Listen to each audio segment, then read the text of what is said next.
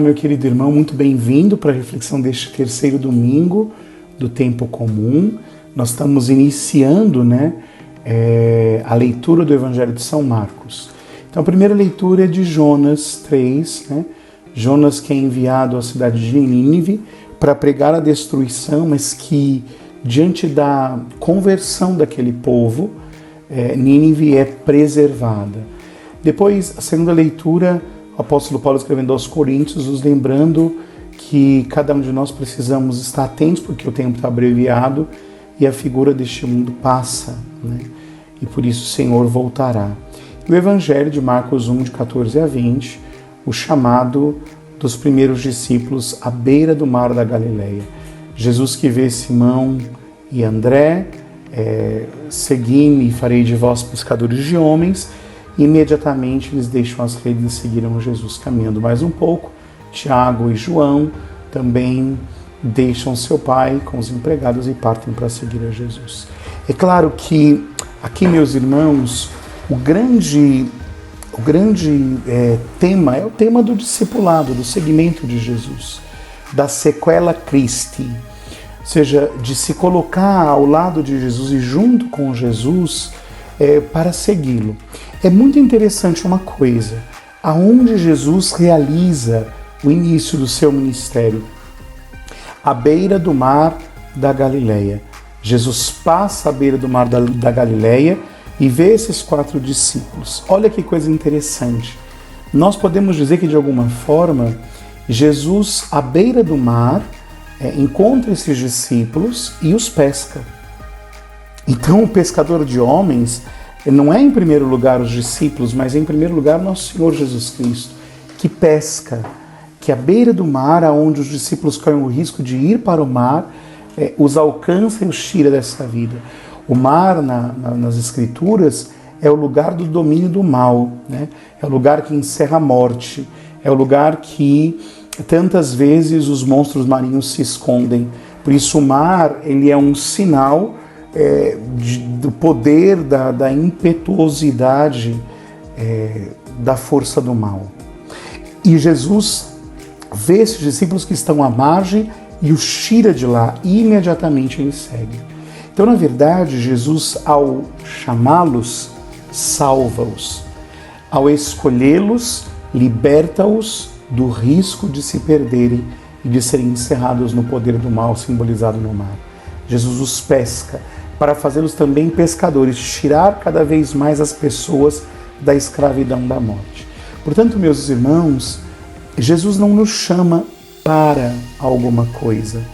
E esse é um grande risco que a gente corre, de imaginar que nós somos cristãos para fazer coisas. Não, nós somos cristãos para estar com Cristo, para ser, de fato, seguidores, discípulos de Cristo, para termos esse coração que se assemelha ao coração de Jesus, porque o escuta e o quer seguir. E a resposta a esse chamado é uma resposta de quem reconhece que, se não caminhar com Jesus, estará na morte, Se não caminhar com Jesus, será encerrado no mar da vida e será destruído, como o mar põe fim à vida de todos aqueles que querem nele viver para sempre, como dizia no início da nossa reflexão. Então Jesus passa na nossa vida.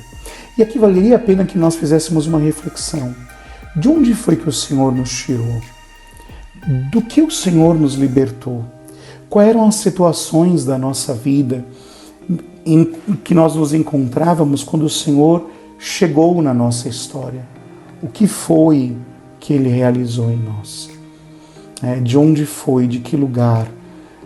E se nós percebermos, este lugar será sempre uma espécie de inferno, uma morte de onde o Senhor nos tirou, de uma tristeza, da escravidão do pecado, da angústia, de uma dor, de uma perda. O Senhor nos alcançou e nos alcança, é verdade, a nossa história, para que a gente se veja livre e nele encontre a felicidade. Por isso, meus irmãos, é preciso converter-se e crer no Evangelho. E aqui, ao final dessa nossa reflexão, eu queria chamar a atenção para uma coisa, para a palavra conversão. Normalmente, nós traduzimos a palavra conversão, ou quando vamos explicar, nós falamos de uma mudança de direção. Mas, na verdade, a palavra conversão está no original como metanoia. Ou seja, meta, além, né? Mudança, sair de onde se está, noia, consciência. A primeira coisa que nós temos que viver não é, ou experimentar em Cristo, não é simplesmente mudar as nossas atitudes, mas é mudar a nossa mentalidade. É entender que Jesus nos chamou e nos convida a nos converter, a mudar, né, a nossa forma de pensar, a ver a vida a partir de Cristo. E é porque descobrimos, né, aquilo que é Jesus Cristo, ou quem é Jesus Cristo, podemos então mudar as nossas atitudes. Se nós mudarmos as atitudes sem mudar a nossa mentalidade, nós seremos como os fariseus e continuaremos à beira do mar da Galileia, ou seja, correndo o risco de nos afogar. Mas se mudamos a nossa mentalidade, ainda que o que Jesus nos peça seja exigente, nós vamos escolher seguir a Ele imediatamente. Diz o Evangelho dos 2 primeiros discípulos, deixando imediatamente as redes, seguiram a Jesus. Que o Senhor nos dê a prontidão de mudar a nossa mentalidade para ir atrás do Senhor que passa e que nos chama. Deus te abençoe.